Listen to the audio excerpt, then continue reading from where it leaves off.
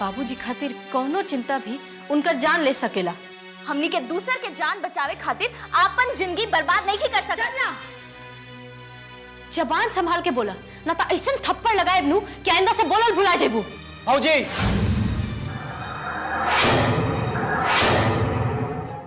आपन खाना बनावेली आ तू अपन अलगे बनावेलू का? अरे आजी ये हाल रहल ना तो 2 गो चूल्हा जरे में देर ना लगी। अरे दिनवा, जी बाबूजी। तू तो ज्यादा अस्पताले में रहत रहीस, तो खेती गृहस्थी के काम के देखत रहे। हम ही जात रही हैं बाबूजी, और कबहू कबहू बलेसर के भेज देत रही हैं। काहे अमर के खेती गृहस्थी के काम में कोनो दिलचस्पी नहीं है? उनकरा से का खेती बाड़ी हुई बाबूजी?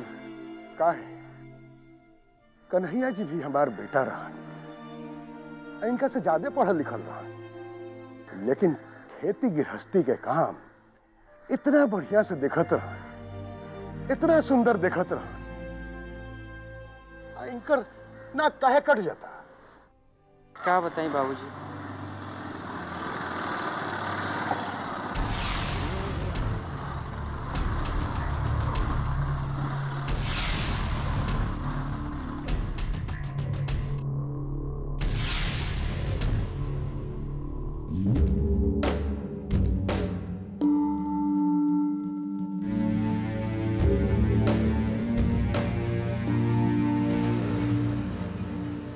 प्रणाम बाबूजी। अरे अमर कहाँ पड़ा? ए अमर, अमर, अरे कहाँ पड़ा हो? का काम बा अमर से? का काम है मतलब? बाबूजी अमर हमार बिजनेस पार्टनर हुवन, तो पार्टनर से मिले खातिर आगे जाए के पड़ेला, और आज हमनी के ठेका का लाइसेंस मिले वाला बा। ए अमर, अरे कौन चीज के ठेका के लाइसेंस मिले वाला बा? दारू का।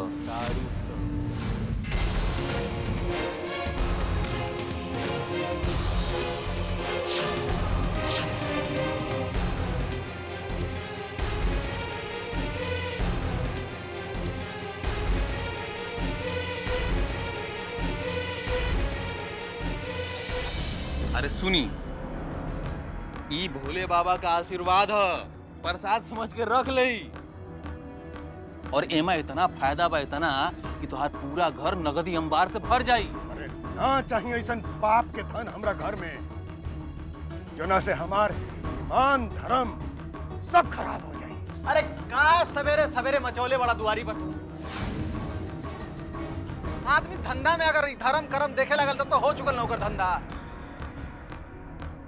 तू तो चुप रहो, कह कि तोरा लेखा लड़का तो हमरा कुल खानदान में केहू पैदा ना पड़ रहे। अरे ऐसन बेकार गिरल धंधा खाती तोरा भाग दौड़ करे खाती फुर्सत रहे, समय रहे? तोर बाप हॉस्पिटल में जिंदगी और मौत से जूझत रहे, ते एक खाली मिले ना आइलिस। अरे का 14 बार एक मिले ना आइलिस करत हनी आप? वहाँ अस्पताल में का हमरा खाली सोना लेके बैठल नहीं। अरे आदमी यहाँ जिंदगी में आगे बढ़ता, तरक्की करता टे तो गुनाह है? ईमानदारी से काम करके तरक्की करता तो खराब लगता तोरा के? अरे तू कितना समझदार हवा ये हम जाना तनी, अब तू कितना तरक्की करता रहा ये हम देखा तनी। अरे एक घर की इज्जत के परवाह ना करके, एक कुल खानदान के नीलाम करके थोड़ा सा पैसा खाती तू कौन तरक्की करता रहा हम जाना थे।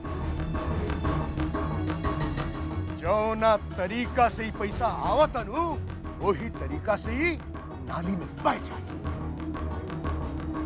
अरे का चौधरी साहब, काहे लइकवा के श्राप देतनी? अरे जीवन में कुछ ना देहली तो कम से कम आशीर्वाद तो दे दही ना। अरे गलत सलत पाप के धंधा में हम इनका क्या आशीर्वाद दें? पाप से ये आशीर्वाद कभी नहीं मिल सका। अरे बाबूजी, लइकवा 4 पैसा कमाई ना तो तार गरीबी फटेहाली 4 दिन में दूर हो जाई। अरे बबुआ, राम जन्म चौधरी के गरीबी या फटेहाली, अब फटेहाली के ढाके के ताकत तोहरा लोग के पाप के कमाई में नहीं है। अरे ये अपन धौस आ लालच जाने कहीं और दिखावा। जा जा। हम राम जन्म चौधरी हैं, हम ऐसन पाप के कमाई ना खाइला। राम जन्म चौधरी जौना इज्जत से जियले वो ही इज्जत से मरी है। ए बाबूजी, काहे इतना जिद करतला? सुनी, देखो कितना पसीना आ गेल तो के। अरे घर में 4 पैसा आई ना तो इज्जत बढ़ी। अब लइका निसन जिद करे लगला तू। अरे बबुआ, ये तुहार गलत सलत पाप के कमाई के पैसा से हमरा ई घर भर के सोना नहीं खे गड़वावे के। अरे बबुआ, अरे तू काहे हमरा घर परिवार के सुख शांति के नरक में ढकेला कर?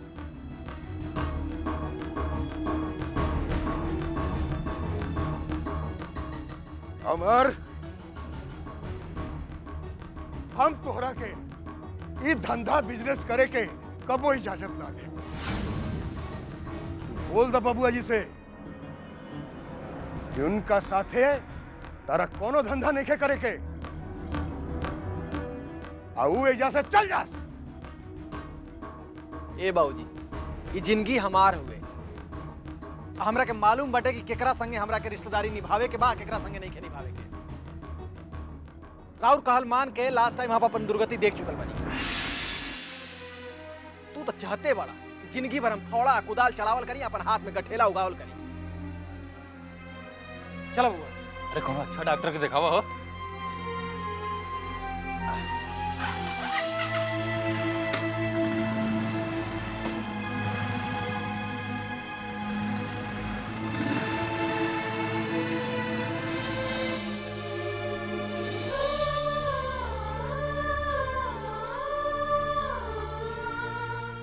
प्रणाम बाबूजी। अमर, ए अमर, अमर!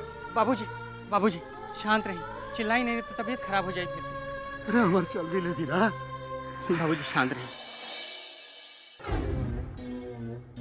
वाह, आइडिया देले, वाह वाह। देखे में लागलस बहुचट, लेकिन आइडिया देवेलस टकाटक। दारोगा जी, अरे दारोगा जी, दारोगा जी हो।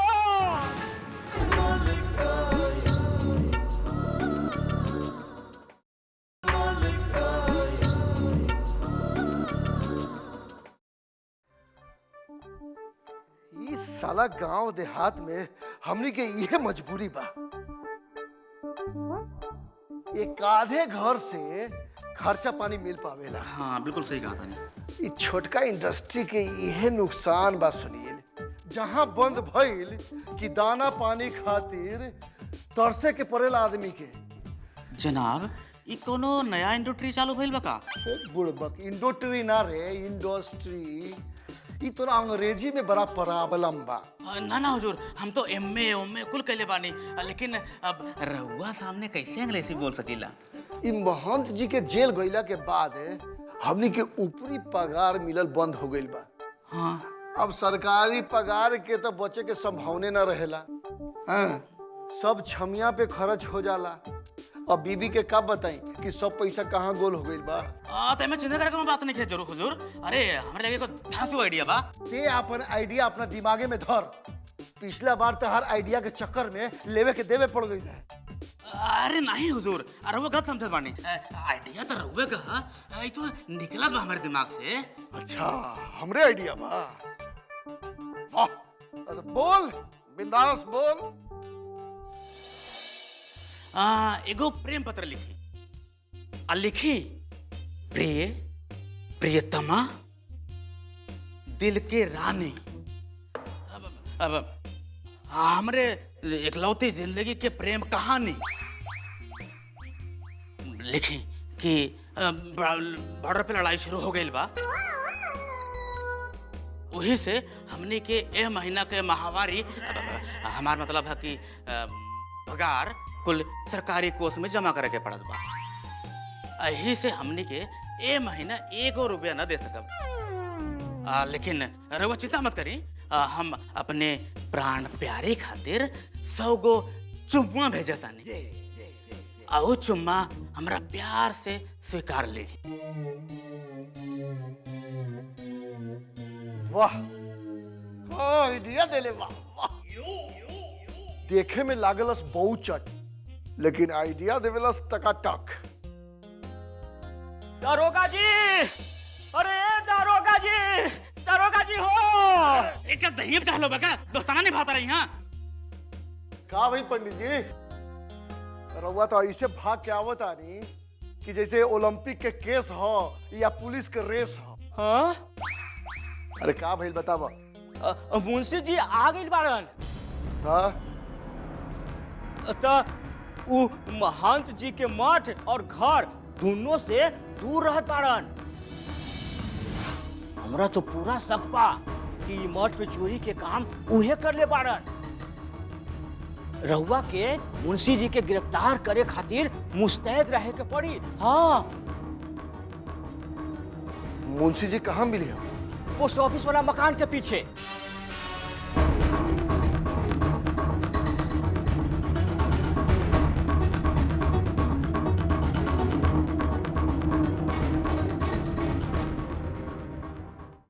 तू एक घर के इज्जत मान और प्रतिष्ठा खातिर ओकरा के बढ़ावे खातिर जवन कैलू, वो कितना अच्छा कैलू। लेकिन दुल्हन, तू आज ऐसन बात छुपौलू ये हम तारा से कब उम्मीद ना करते रहे। बाबूजी, हम सच कहतनी, हमरा बिल्कुल भी ना पता रहल ह कि लोग दारू और शराब के धंधा करके बात करता।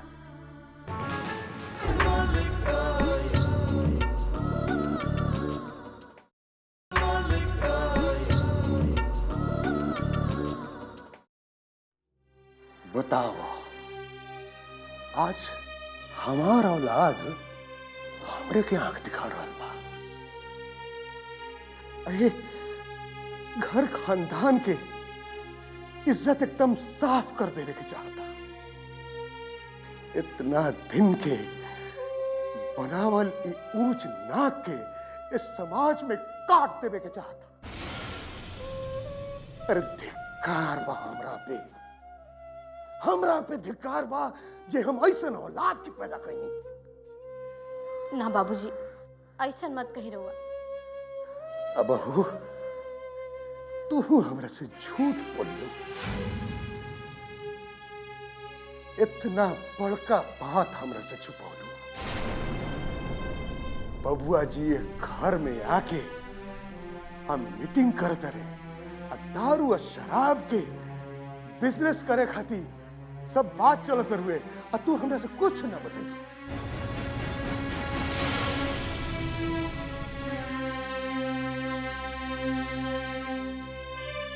बाबूजी, बात वो रहे कि बस भगवान का यह दिन देखाए खातिर हमरा के तू जिंदा रखला। वाह बेटा, अब हमार दारू के बिजनेस करे, शराब के बिजनेस करे, काल के जाके स्मगलिंग करे, अब परसों जाके दुनिया के जितना भी गिरल से गिरल धंधा होके वो जाके करे। उफ, हे भगवान, अरे तू हमरा के काहे ना उठा लेता? 2 दिन हमरा के उठा लेता तो कम से कम इस जिल्लत तो हमरा ना सहे के पड़ी, ना देखे के पड़ी। ना बाबूजी, ऐसे मत बोली। तो का कही दुल्हन, का कही, बोलो ना का कही। अरे कन्हैया जी के गुजरला के बाद हम तो रखे पतो लेखा ना बेटा लेखा जाना था। तू एक घर के इज्जत मान और प्रतिष्ठा खातिर ओकरा के बढ़ावे खातिर जवन कैलू, वो कितना अच्छा कैलू। लेकिन दुल्हन, तू आज ऐसन बात छुपौलू कि हम तरह से कब उम्मीद ना करते रहे। बाबूजी हम सच कहतनी, हमरा बिल्कुल भी ना पता रहल ह कि ई लोग दारू और शराब के धंधा करके बात करता। झूठ बोला तारू, तोहरा पता ना रहे कि बबुआ जी ई घर में आवेलन? ये बात पता रहे, लेकिन बाबूजी हम सच कहतनी, हम यही से ना बताऊनी कि कहीं और तबीयत और खराब ना हो जाए। अरे हमार सेहत बचावे खातिर एक घर के बर्बादी देखत रहलू। बहू, ये घर जब बर्बाद हो जाए तो का हमार सेहत ठीक रही? बाबूजी हम पहले ही जिंदगी में बहुत कुछ खो चुकल बानी, अब हम रउआ के नहीं खोल चाहत। हाँ हाँ, सारा खोए के जिम्मेवारी तो तहरे बाना, हमनी के तो सब लेके बैठल बानी जा, और तोहर हीरा जवाहरात उहो तो हमनी के रखले बानी जा। सरला, काहे बाबूजी रउआ गुस्सा काहे आवत बा? हाँ, हम एगो सवाल पूछे के चाहत बानी बाबूजी, ये राउर कैसन इंसाफ बा? एगो लड़का के बाहर पड़े खातिर हजारों रुपया भी जाता, जबकि घर के तंगहाली से केहू अनजान नहीं है। एगो दूसर लड़का बा जे अपन दम पे कुछ करे के चाहत बा, अपन धंधा शुरू करे के चाहत बा, लेकिन रउआ लोगन के ता ऊ घर के बर्बादी लौकता।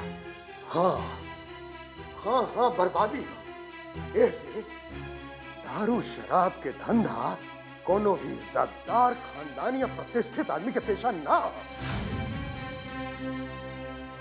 में 10 को गंदा लोगन से सारोकार रखे के पड़ेला, गुंडन के साथ दोस्ती करे के पड़ेला, पुलिस वालन के चाटुकारिता करे के पड़ेला। अरे ये धंधा में जिंदगी सौरे के जगह नरक बन जाए, नरक। सच्चाई तो ई है बाबूजी कि रउआ लोगन के हमनी के तरक्की से जलन होत बा।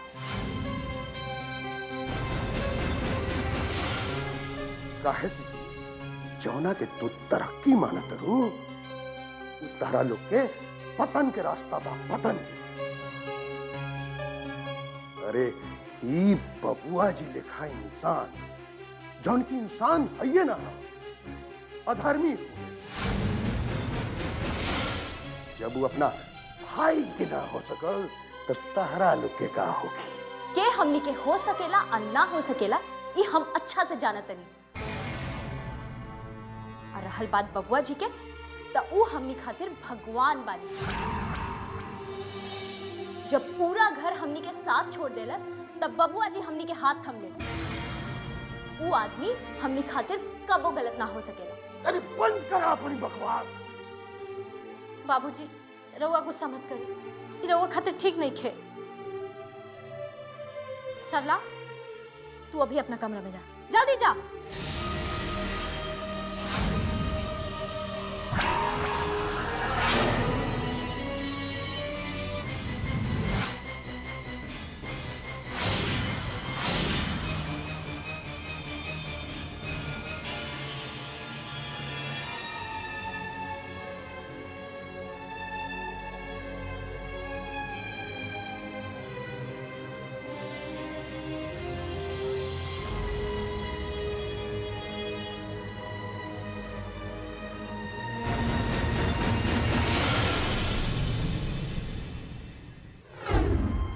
उनकर दवा खाए के समय हो गई बा। यहीं कहीं गए हुए हैं, आ जाइए अभी थोड़ी देर में। अच्छा ये तो पीछे सूखे खातिर डाल दी है। अरे घर में केहू बा? के हा? पुलिस।